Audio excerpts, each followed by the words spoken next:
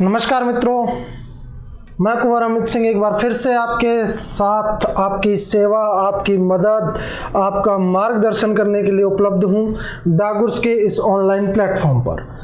और मित्रों, अपना टॉपिक चल रहा था सूफी आंदोलन, और सूफी आंदोलन की 2 क्लासेज अपनी हो चुकी थी और अब आप आगे अपन बात करने वाले हैं उससे आगे के कॉन्सेप्ट पर।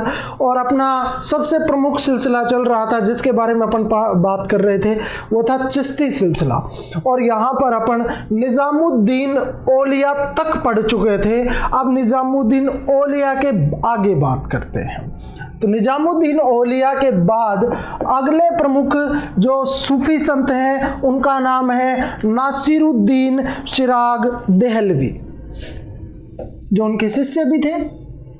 नासिरुद्दीन चिराग देहलवी।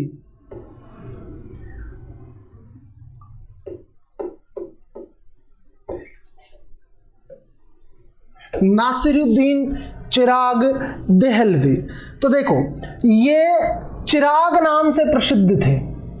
किस नाम से प्रसिद्ध? चिराग नाम से प्रसिद्ध। कौन से सूफी संत की बात कर रहे हैं? नासिरुद्दीन चिराग देहलवी की बात कर रहे हैं। देखो ये एक इंपॉर्टेंट प्रश्न है कि वे कौन से अंतिम सूफी संत थे जिन्होंने अखिल भारतीय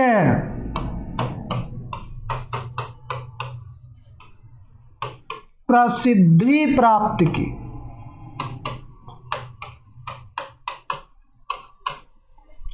अखिल भारतीय प्रसिद्धि प्राप्त करने वाले अंतिम सूफी संत कौन थे? तो साहब नासिरुद्दीन चिराग देहलवी। क्लियर? अखिल भारतीय का अर्थ क्या हुआ? संपूर्ण भारत में,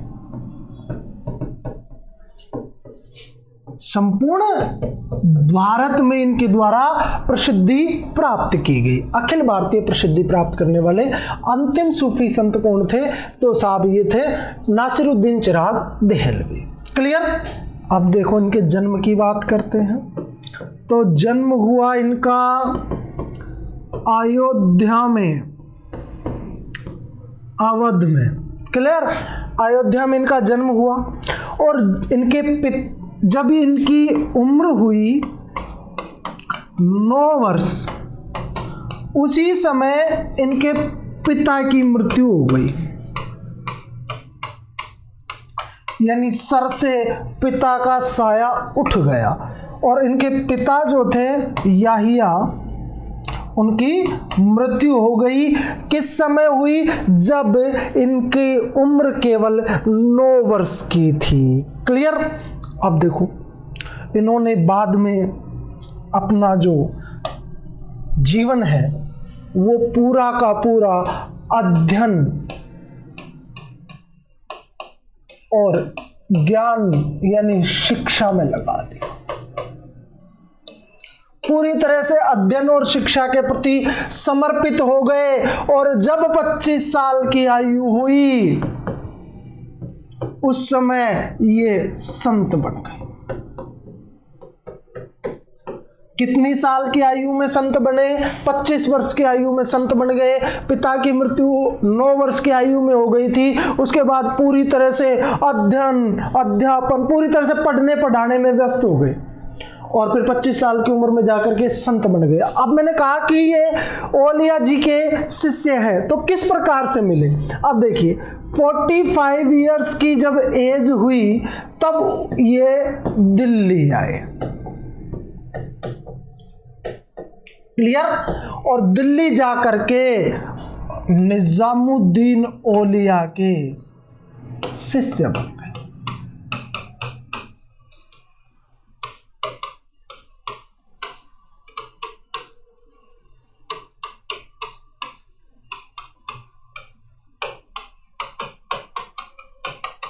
किसके शिष्य बन गए?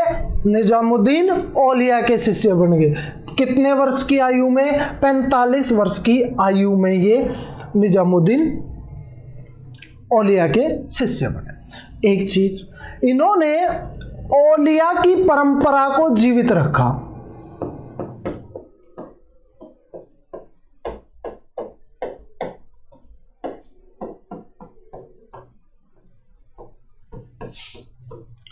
औलिया की परंपरा को जीवित रखा, इसका मतलब जो औलिया जी की शिक्षाएं थी, जो निजामुद्दीन जी यानी जो पद प्राप्त नहीं करते थे और निर्धनता में जीवन व्यतीत करते थे, तो इसका मतलब इन्होंने उसी परंपरा को अपनाया और ये ना तो सुल्तानों के दरबारों में गए और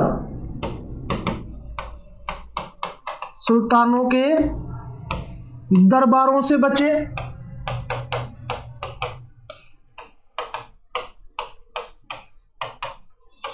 दूसरा आजीवन निर्धन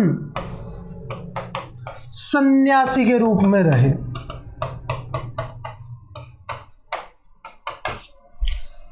सुल्तान या शासक या राजकीय जो संरक्षण था वो इन्होंने बिल्कुल भी स्वीकार नहीं किया। क्लियर है? अब दो प्रमुख शासक हुए जिन शासकों से इनका मनमुटाव हुआ। एक शासक का नाम था मुबारक शाह,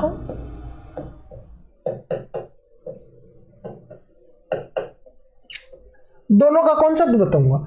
एक शासक है जिसका नाम है मोहम्मद बिन तुगलक।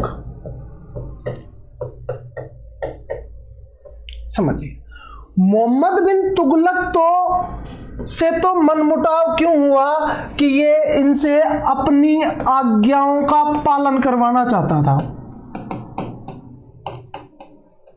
कि मैं सुल्तान हूं, मेरी आज्ञाओं को मानिए, अपनी आज्ञाओं का पालन करवाना चाहता था।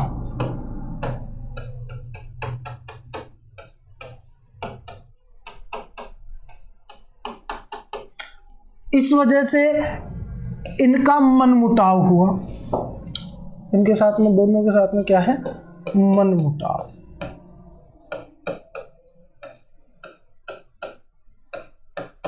दोनों के साथ में ये माने क्या मोहम्मद बिन तुगलक की बात को?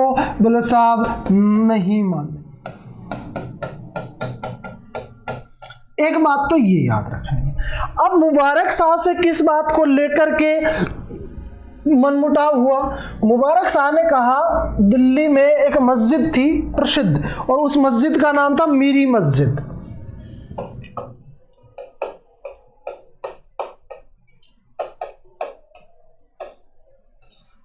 मुबारक शाह चाहते थे कि मीरी मस्जिद में आकर के नमाज अदा करवाएं। उन्होंने, मुबारक शाह ने कहा किसको? नासिरुद्दीन चिराग देहलवी को कि आप मीरी मस्जिद में नमाज हेतु आइए। नमाज हेतु बुलाया। ये अपनी मर्जी के मालिक। बोले साहब नहीं, इन्होंने यहां भी क्या कर दिया? मना किया। और इस वजह से इन दोनों शासकों से इनके मनमुटाव थे, मुबारक शाह से और मोहम्मद बिन तुगलक से। क्लियर है?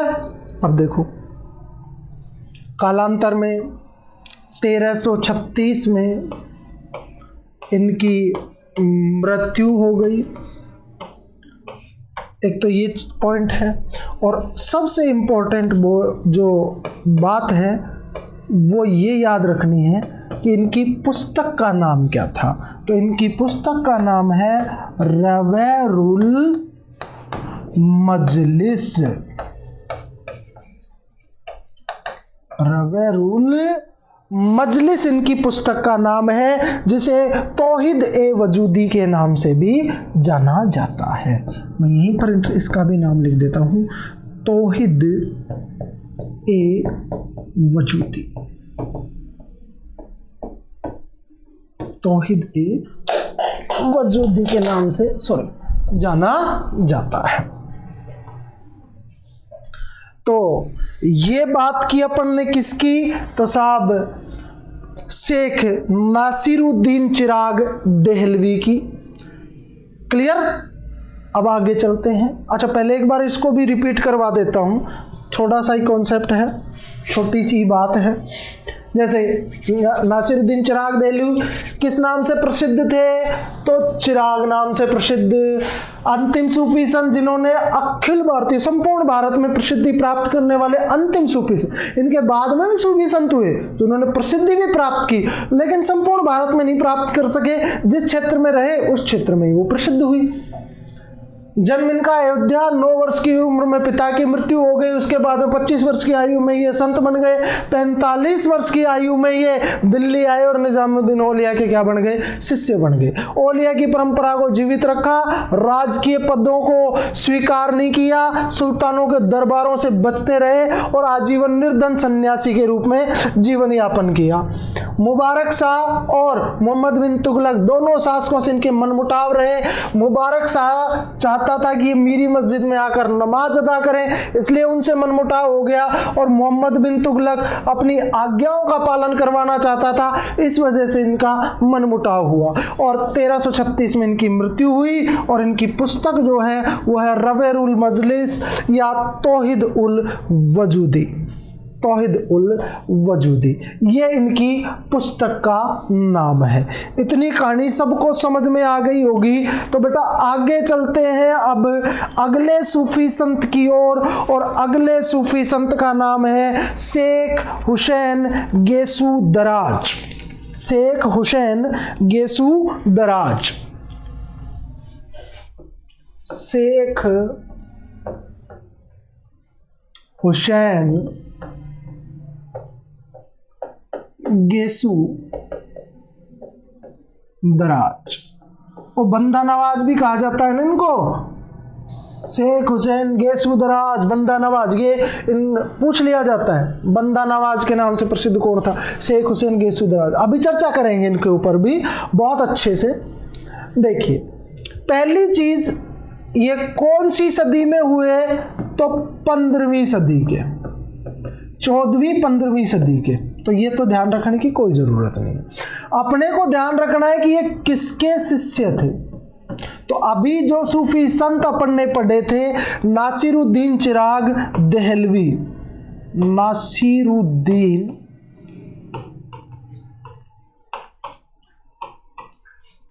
चिराग देहलवी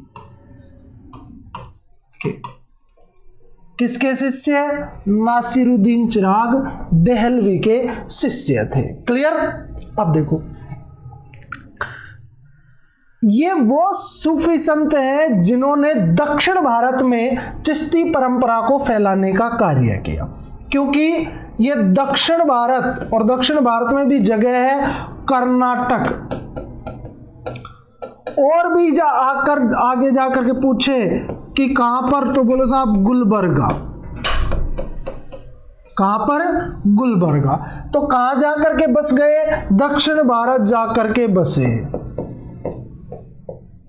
दक्षिण भारत जाकर के बसे, जिस जगह का नाम गुलबर्गा था। क्लियर। अब देखिए आपसे पूछे दक्षिण भारत में, मैंने अभी थोड़ी देर पहले कहा, नोट भी कर देता हूं, दक्षिण भारत में चिश्ती सिलसिले को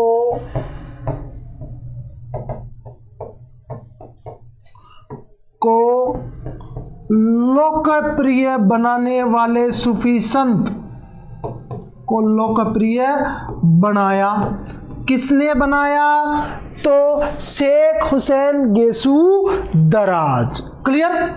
अब देखो इनको कहा जाता है बंदा नवाज। मैंने कहा था कि बंदा नवाज कहते हैं, बंदा नवाज। और बंदा नवाज क्यों कहते हैं, क्योंकि ये दीन दुखियों, निर्धनों, बीमारों, उनके प्रति इनके दिल के अंदर जो प्रेम और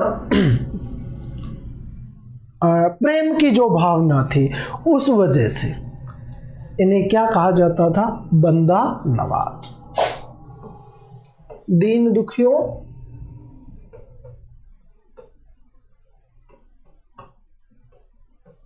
निर्धनों के प्रति प्रेम भावना, या ये कहें कि इनके अधिकारों की रक्षा हेतु आवाज उठाने वाला, और इस वजह से इन्हें क्या कहा जाता है? बंदा नवाज कहा जाता है। क्लियर? अब एक प्रश्न बना मेरे दिमाग में कि आपसे यदि एग्जामिनर पूछ ले कि दक्षिण भारत आने वाले प्रथम सूफी संत कौन थे? दक्षिण भारत आने वाले, देखो शेख हुसैन गेसू दराज दक्षिण भारत आए, लेकिन प्रश्न क्या है कि दक्षिण भारत आने वाले पहले सूफी संत कौन?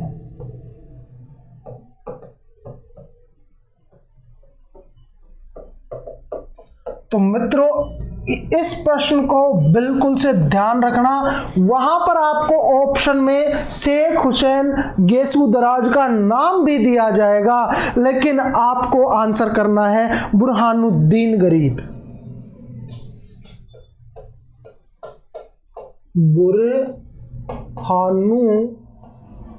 बुरहानुद्दीन गरीब।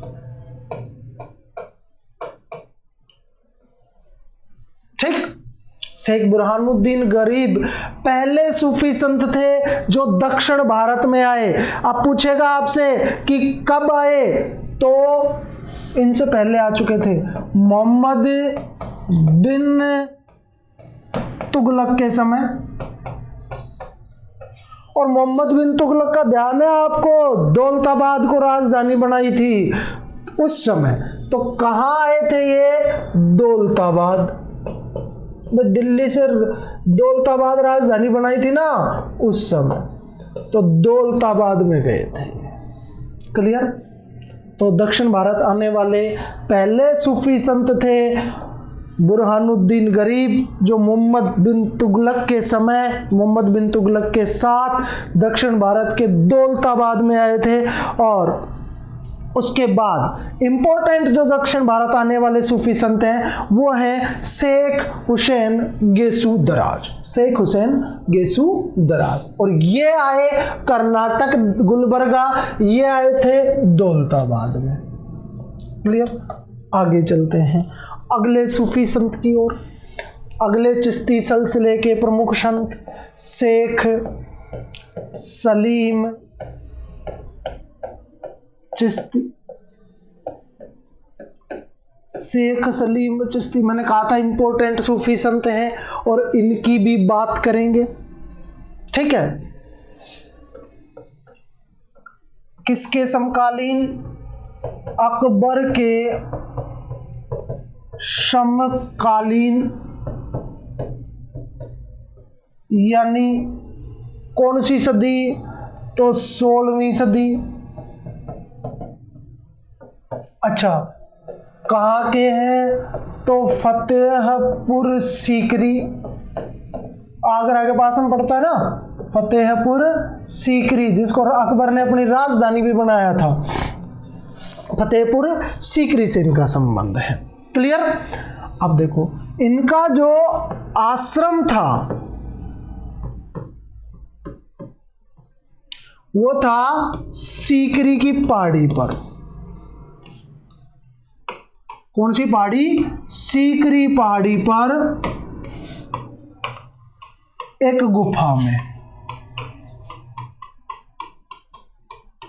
कहां पर? सीकरी पहाड़ी पर एक गुफा में इनका क्या था? आश्रम हुआ करता था। क्लियर? अब देखो हुआ क्या कि अकबर दर दर की ठोकरें खाता हुआ भटक रहा था और उसको पुत्र प्राप्त नहीं हो, मतलब संतान नहीं हो रही थी, बहुत परेशान था, संतान होती थी मर भी जाती थी।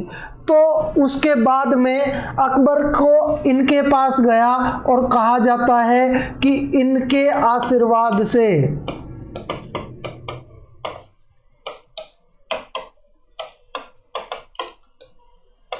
क्या हुआ, सलीम का जन्म हुआ,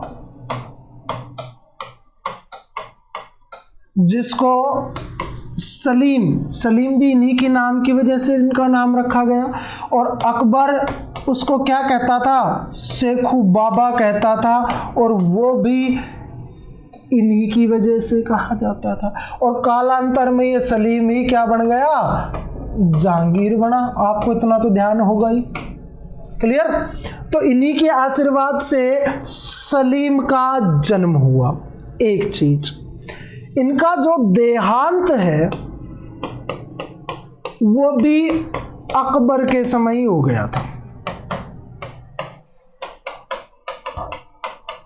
और अकबर के समय इनका देहांत हो गया तो इनको फतेहपुर सीकरी में दफनाया गया।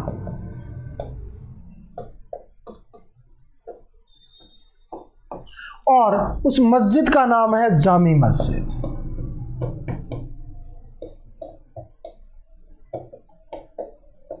जहां पर इनको क्या किया गया, दफनाया गया। फतेहपुर सीकरी की जामी मस्जिद के परिसर में इनकी दफनाया गया, ठीक है। और इनकी कब्र के ऊपर एक सुंदर मकबरे का निर्माण करवाया गया। इनका जो मकबरा है वो बहुत ही सुंदर मकबरा बनवाया गया अकबर के द्वारा, क्योंकि अकबर के गुरु अकबर इनसे बहुत ज़्यादा प्रभावित था। और इनके मकबरे को मुगल स्थापत्य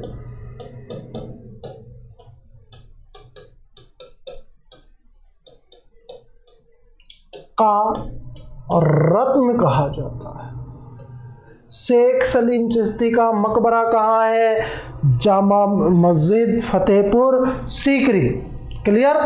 और इनका मकबरा बहुत सुंदर था, जिसको एक रत्न कहा जाता है कि ये मुगल स्थापत्य में जितने भी रत्न जड़े हुए हैं उनमें शामिल एक महत्वपूर्ण रत्न है, क्लियर। अब बात करते हैं शेख सलीम चिश्ती के बारे में थोड़ी सी और, कि इनके द्वारा चिश्ती परंपरा को जीवित रखा गया।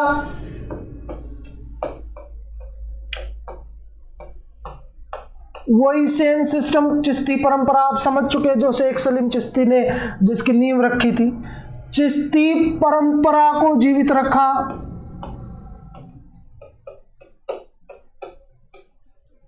एक तो ये काम किया, दूसरा इंपॉर्टेंट कि इनके द्वारा बंगाल में, जो बंगाल क्षेत्र है उसमें चिश्ती मत का या चिश्ती संप्रदाय, चिश्ती मत का प्रचार प्रसार किया गया। अभी थोड़ी देर पहले दक्षिण भारत की बात की थी, अब अपन ने बात की है बंगाल की। तो बंगाल में चिश्ती संप्रदाय का प्रचार प्रसार करने वाले प्रमुख संत कौन, तो शेख सलीम चिश्ती, क्लियर। अब देखो, शेख सिराजुद्दीन उस्मानी जो था वो इन्हीं का शिष्य था।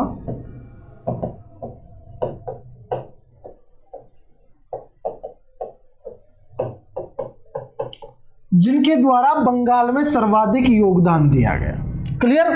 अब देखो, इनको एक प्रश्न पूछा गया था, आखिरी सिराज किसको कहा जाता है।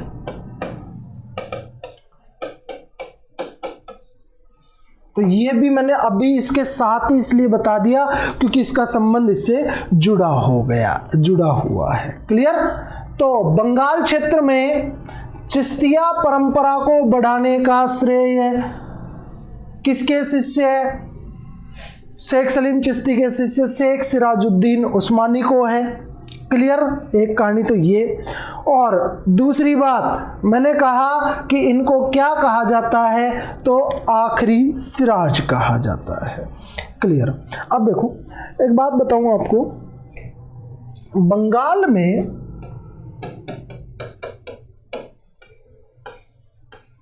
उस समय जब चिश्ती मत वहां पहुंचा, उस समय एक आंदोलन चल रहा था बंगाल में, और वो आंदोलन चल रहा था सत्यपीर आंदोलन। मैं बंगाल की घटना का जिक्र कर रहा हूं। जिस समय चिश्ती संप्रदाय वहां पर पहुंचा, अपनी जड़ें जमा रहा था, उस समय बंगाल में एक आंदोलन चल रहा था जिसका नाम था सत्यपीर आंदोलन। और उस समय बंगाल के शासक थे हुसैन शाह, और कहा जाता है कि हुसैन शाह ने चिश्ती मत से प्रभावित होकर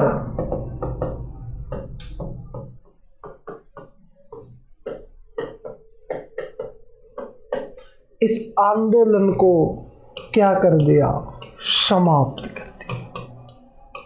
ये आंदोलन सत्यपीर आंदोलन बंगाल में चल रहा था।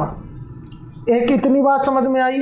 और इस समय जो प्रसिद्ध सूफी संतों के द्वारा, चिश्ती संतों के द्वारा ये जो चिश्ती मत है, इसको कहाँ पहुँचाया गया, बंगाल में पहुँचाया गया। और इस मत से प्रभावित होकर बंगाल के शासक हुसैन शाह ने अपना सत्यपीर नामक आंदोलन जो था उसको समाप्त कर दिया।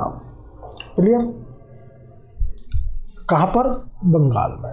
अब ये अपना चिश्ती सिलसिला ही चल रहा है, और चिश्ती सिलसिले में मैं लास्ट की ओर बढ़ता हूँ। एक प्रमुख सूफी संत की बात और कर लेते हैं, शेख नासिरुद्दीन।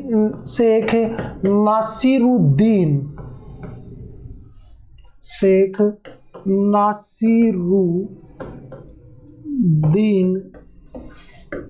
महमूद, शेख नासिरुद्दीन महमूद की बात करेंगे। क्लियर। ये किसके शिष्य हैं, बस इतना ध्यान रखना, औलिया के शिष्य।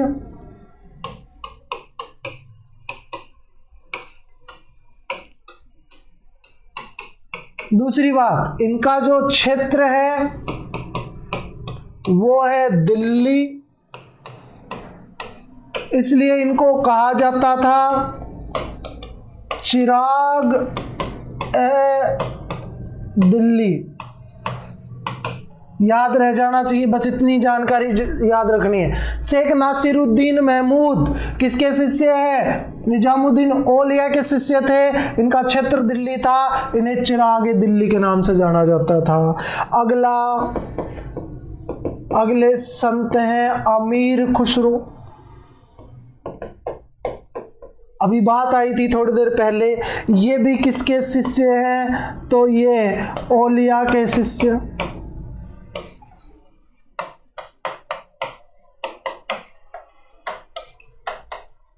और ये जो है, ये 6 सुल्तानों के, दिल्ली सल्तनत के 6 सुल्तानों के समकालीन माने जाते हैं। क्लियर। अब दूसरी बात इंपॉर्टेंट जो इनसे प्रश्न बनता है वो कौन सा बनता है कि इन्हें भारत का नेता कहा जाता है। भारत का नेता यानी तूती ए हिंद, यही प्रश्न बनता है इनसे सर्वाधिक कि तूती ए हिंद या तूती या ए हिंद किसे कहा जाता है। अमीर खुसरो, ये वही अमीर खुसरो हैं जो सितार वितार के बारे में, जिनके बारे में जानकारी आप जुटाते हैं। तो अमीर खुसरो किसके शिष्य हैं, औलिया के शिष्य। इनको क्या कहा जाता है, तूती ए हिंद यानी भारत का नेता कहा जाता है, भारत का नेता कहा जाता है। अगली बात करें तो अगले जो है वो है शेख बुरहानुद्दीन गरीब, लास्ट है शेख बुरहानुद्दीन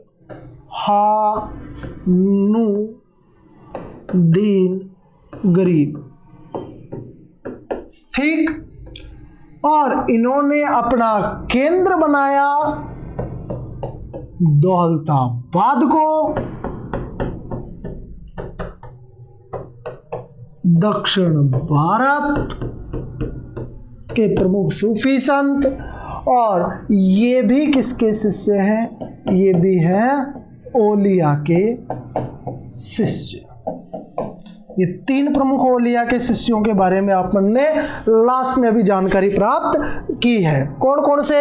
तो हमने बात की किसके बारे में? शेख नासिरुद्दीन महमूद, औलिया के शिष्य, क्षेत्र दिल्ली, क्लियर।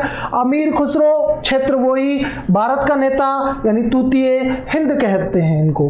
और शेख बुरहानुद्दीन गरीब, इन्होंने अपना जो केंद्र है वो बनाया किसको? दौलताबाद, दक्षिण भारत को। और ये भी किसके शिष्य हैं? तो ये भी निजामुद्दीन औलिया के प्रमुख शिष्य थे। तो मित्रों, यहां तक अपन ने 3 क्लासेस पढ़ी, जिनमें से एक क्लास में अपन ने सूफी आंदोलन के बारे में थोड़ी सी जानकारी ली, और उसके बाद में 2 क्लासेस के अंदर अपन ने चिश्ती सिलसिले के बारे में पढ़ा। अब अगला जो कॉन्सेप्ट आएगा वो सुहरावर्दी सिलसिले के बारे में अपन पढ़ने वाले हैं, लेकिन वो पढ़ेंगे अगली क्लास में। तो बहुत बहुत धन्यवाद आपको। जुड़े रहिए डागुर्स ऐप के साथ।